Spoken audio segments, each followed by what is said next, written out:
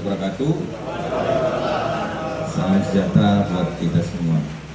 Yang saya hormati Bapak Kasat,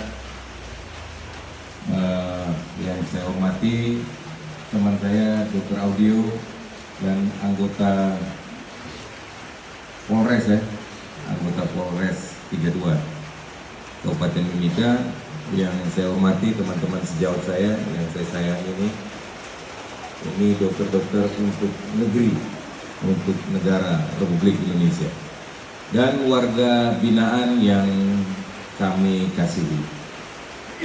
Saya Dr. Leonard Pardede, SPOG Konsultan Obstetrik Ginekologi Sosial, sebagai Ketua ID Cabang Timika saat ini dipercaya.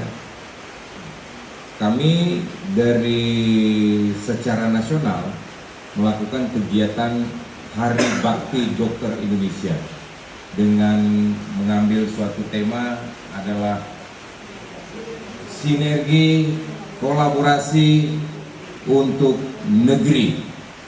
Jadi semua dokter Indonesia saat ini melakukan cabang-cabang ID di seluruh Indonesia melakukan Hari Bakti. Baktinya berbagai macam. Ada dalam bentuk pelayanan seperti kami, ada pemberian donor darah dan lain-lain. Saya dan teman-teman ini terpanggil tetap membawa suatu misi kemanusiaan. Kami terpanggil untuk melayani di rumah binaan ini.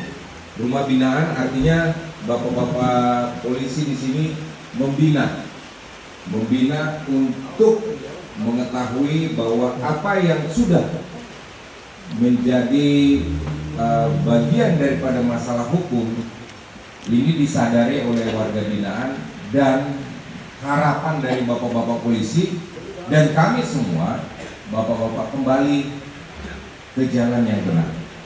Karena jalan yang pernah bapak-bapak ambil itu melanggar hukum sesuai dengan aturan hukum negara Republik Indonesia. Kami memberikan informasi tentang kesehatan tentunya. Saya sebagai konsultan obstetrik ginekologi sosial banyak berbicara tentang wanita, tetapi saya menguasai tentang bagaimana kita mendapatkan hidup yang sehat, hidup yang berkualitas sampai usia kita nanti mungkin sampai tua lah ya Pak Kasat ya. Kalau iman percaya saya bilang di Mazmur 90 bahwa masa hidup manusia itu 70 tahun. Kalau dia kuat 80 tahun. Jadi kalau Bapak Ibu sudah mengetahui usia saya berapa sekarang, seperti saya usia saya 55 tahun. Saya sudah bicara sama anak saya, paling tinggi Papa kalau Tuhan kasih 70 tahun berarti 15 tahun lagi Papa hidup di dunia ini. Kalau Tuhan kasih 80 tahun berarti 25 tahun lagi Papa hidup. Maka siapkanlah masa depanmu supaya Papa bisa take over semua yang Papa dapatkan di kehidupan Papa dan kamu lanjutkan. Demikian juga Bapak Ibu sudah sebaiknya memikirkan hal seperti itu. Hidup ini tidak lama. Hidup ini singkat seperti uap air katanya. Jadi bagaimana supaya hidup ini berkualitas, bagaimana supaya hidup ini menjadi berkah buat sesama kita. Karena kita kan hidup di dunia ini sementara. Tujuan kita hidup kekal nanti adalah tentunya berdasarkan iman percaya. Apapun menjadi iman percaya kita, berharap kita dapat surga. Atau ada Bapak Ibu yang ingin neraka? Boleh tunjuk tangan siapa yang mau dapat neraka? Tidak ada ya? Siapa yang mau dapat surga? Semua dapat surga. Bapak Kasat, semua dapat surga. Artinya untuk mendapatkan surga itu sesuai dengan iman percaya kita, ya ikutilah. Untuk mendapatkan hidup bersih dan sehat, ada beberapa syarat. Yang pertama, makanlah secukupnya. Jangan berlebihan. Kalau ada makanan di depan mata begini, ya makan sesuai dengan kebutuhan. Kalau kita berlebih makan lemak misalkan, kemungkinan dapat kolesterol itu tinggi. Kolesterol akan menyebabkan terjadinya penyempitan pembuluh darah jantung dari teorinya. Yang pertama, makanlah secukupnya, cukup karbohidrat, nasinya jangan berlebihan, karena nasi itu mengandung gula. Demikian juga biskuit, teh manis, semua gula. Kalau berlebihan, nanti pada masanya juga gula ini menjadi masalah. Orang menjadi kemungkinan sakit gula. Penyakit gula itu komplikasinya dari ujung kaki sampai ujung rambut. Ujung kaki, orang kakinya bisa jadi busuk, terinfeksi. Bisa sampai ke kepala, bisa jadi stroke. Kalau laki-laki bisa jadi impoten, bisa ke ginjal. Semua dari kaki sampai kepala masalah gula. Jadi mulai dari sekarang, Bapak Ibu kan masih muda ini, kelihatan masih muda. Pikirkanlah mulai dari sekarang sudah membatasi asupan gula di dalam tubuh Bapak Ibu. Nasi juga begitu. Mungkin yang dari 2 piring menjadi setengah piring kalau bisa. Tapi kalau nggak bisa ya makan 1 piring, tapi tetap harus dibakar lemaknya dengan olahraga yang rutin, bukan olahraga yang eksidental. Kalau olahraga eksidental, kapan orang mau olahraga sebentar ya olahraga dia. Tidak.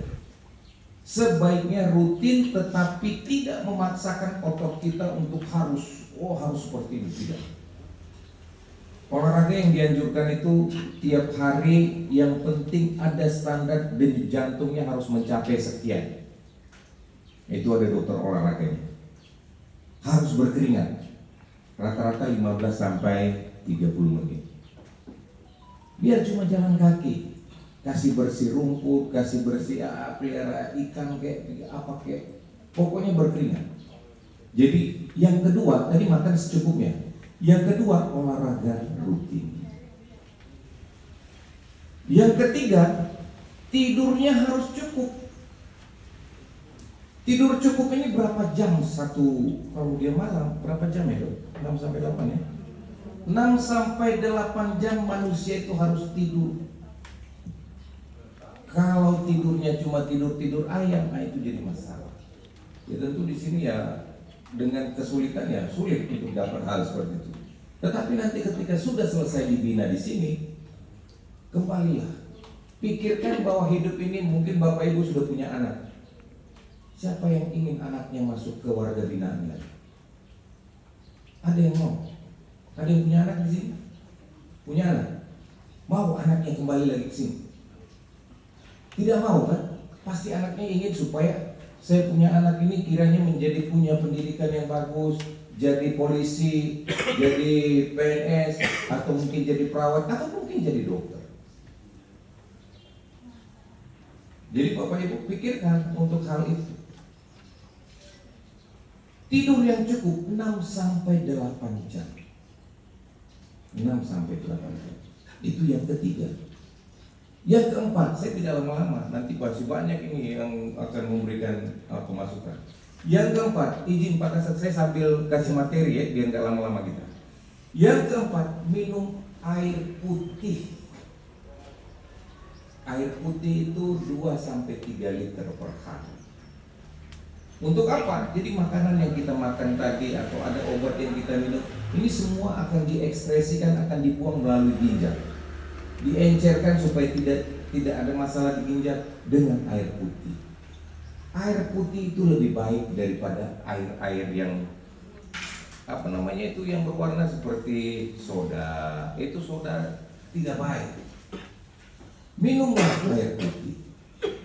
Dianjurkan seperti itu dari kesehatannya. Ya, jadi sudah 4. Jadi yang pertama makan secukupnya. Yang kedua olahraga rutin. Yang ketiga istirahat cukup. Yang keempat minum air putih. Yang kelima bagaimana kebiasaan baik. Kebiasaan baik ini seperti Ya tentu Bapak Ibu ada yang merokok di sini ya. Kira-kira merokok itu merusak atau tidak?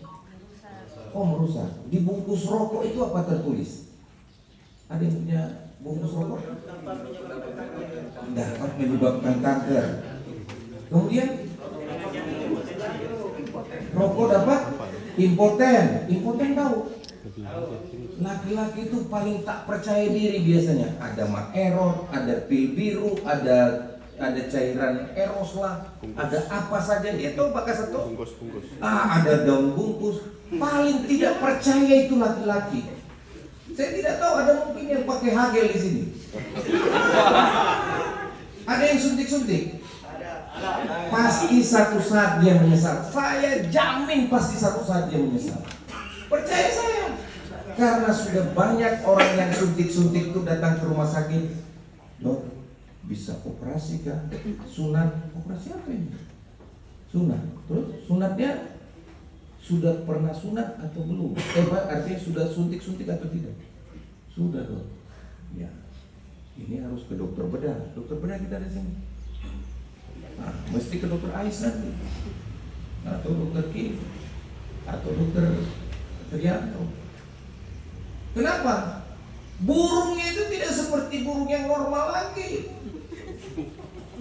Betul. Coba lihat orang yang suntik-suntik. Percaya sama saya, sebelum terlambat burungnya itu menjadi masalah, menjadi alien. Iya, memang besar tapi tidak kuat, tidak bisa tembus. Percayalah sama saya. Udah banyak orang yang datang sama saya kasih tahu bahwa orang suntik-suntik itu bagaimana untuk memperbaikinya. Akhirnya ketika diperbaiki, burungnya tinggal begini. Iya betul itu, karena dikikis semua, yang rusak-rusak itu dikikis. Jadi jangan pernah percaya orang suntik-suntik burung. Laki-laki paling tidak percaya diri, ya kan Pak Kasad? Mobil biru kayak dia. Tapi kalau orang namanya kasih sayang suami istri, tidak sampai seperti itu. Berarti ada tujuan yang lain. Ada will berarti ya Pak Kasad ya.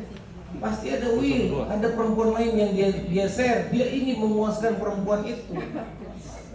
Padahal kepuasan itu adalah dari hati. Dari hati Bapak Ibu. Ketika orang mengasihi sesamanya dan dikomunikasikan. Saya ahli seksiologi. Berkomunikasi bagaimana perempuan itu mencapai satu klimaks. Laki-laki kan cepat, paling 1-2 menit dia bisa, paling lama dia 5 menit keluar. Makanya dia mesti pakai oles-oles lah supaya lama lah. Itu laki-laki tidak percaya diri. Betul kok? Ini laki-laki yang bicara, karena saya tahu, karena saya ahli seksual. Ahli seks. Jadi perilaku yang baik. Perilaku yang baik tadi, sayangi tubuhmu. Jangan kau suntik dengan yang tidak perlu. Tuhan sudah ciptakan itu seperti itu. Jangan dirubah-rubah. Kalau perempuan kan berubah apa ya? Alis. Perempuan paling susah diatur Pak Kasad. Tuhan sudah buat alisnya bagus, dia rubah. Dia bikin garis kalis bagaimana kamu pakai anti petir kah atau apa? Jadi apa yang Tuhan sudah buat itu baik. Jangan suntik. Kemudian satu lagi rokok. Tadi kita bilang bahwa merokok itu dapat membunuhmu. Tahu nggak merokok itu dapat membunuh? Tahu ya? Tapi tetap dihisap ya. Kira-kira pengusaha pabrik rokok pernah dengar nggak mereka merokok atau tidak? Pengusaha pabrik rokok tidak merokok. Karena kenapa? Karena dari segi bisnis saja dia menghasilkan dana, fulus. Yang menjadi korban itu kita. Jadi, ya pikirkanlah. Kalau dalam iman Kristen bahwa tubuh kita adalah baik Roh Kudus, baik Allah. Jangan dikotori.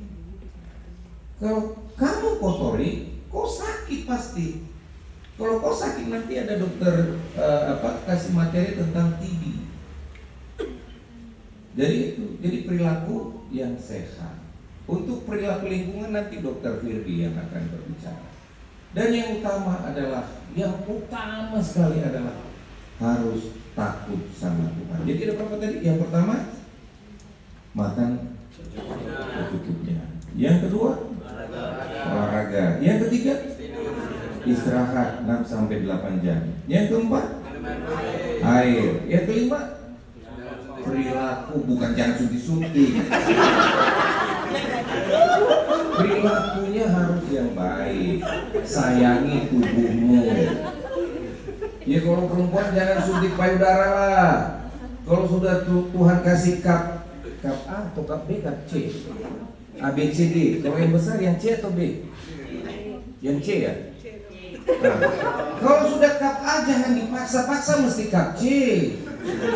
Tidak usah. Karena itu menjadi masalah, jadi kanker payudara dan lain-lain.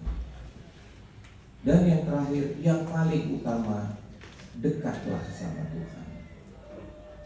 Kalau dekat kita sama Tuhan, yang muslim ya tentunya sholat. Artinya apa menjadi perintah Tuhan, dia kerjakan.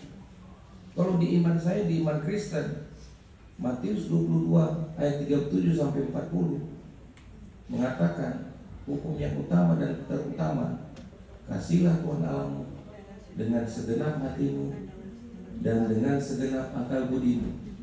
Dan hukum yang sama dengan itu adalah amin. Luar biasa ibu ini Pak Kasar. So boleh keluar dia. Kasihlah sesama manusia seperti dirimu sendiri. Jadi ketika ini kita lakukan, aku yakin maka akan damai sejahtera dalam hidup. Saya yakin hidup sehat, garis keturunannya sehat, kemudian ada mesbah dalam keluarga dengan doa tadi dan takut akan Tuhan, maka akan hadir damai dan sejahtera. Masalah pasti ada, gak mungkin tidak ada masalah. Tak ada manusia yang sempurna, pasti ada masalah. Tetapi orang yang mengandalkan Tuhan, Yeremia 17 ayat 7 mengatakan, diberkatilah orang yang mengandalkan, yang menaruh harapan yang penuh pada Tuhan.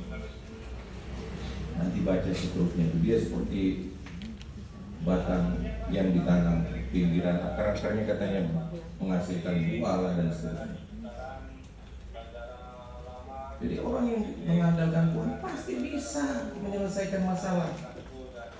Jangan ambil masalah untuk pintas saja, tidak. Kalau kamu ambil masalah pintas, tentu akan ada masalah hukum.